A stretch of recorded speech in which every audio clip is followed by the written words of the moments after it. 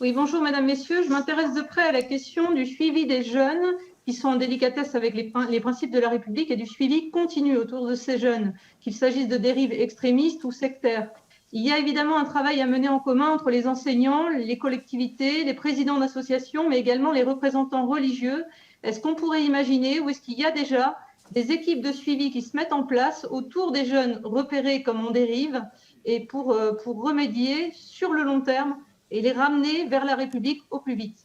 La question du suivi des jeunes en particulier.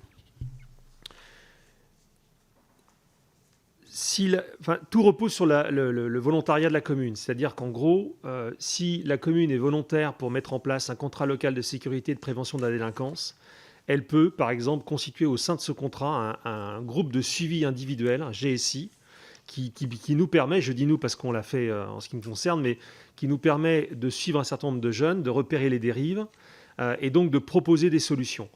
Mais pour le moment, ce n'est pas obligatoire. Bon. Donc c'est bien à la volonté du maire ou de l'équipe municipale de le faire.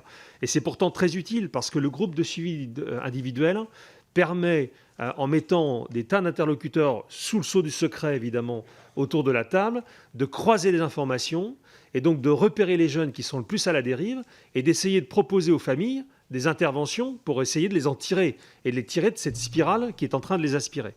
Donc c'est vraiment quelque chose qui nous paraît important, mais ça reste complètement volontaire. Voilà. C'est utile, ça marche. En tout cas, c'est utile pour repérer les situations à risque. Je ne dis pas que les solutions que nous imaginons fonctionnent toujours, parce que c'est souvent très compliqué.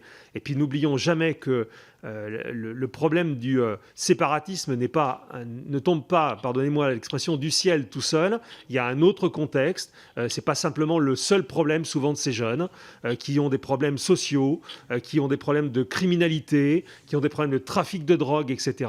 Donc c'est tout un contexte. En tout cas, le groupe de suivi individuel permet de définir le périmètre, en tout cas, des difficultés du jeune.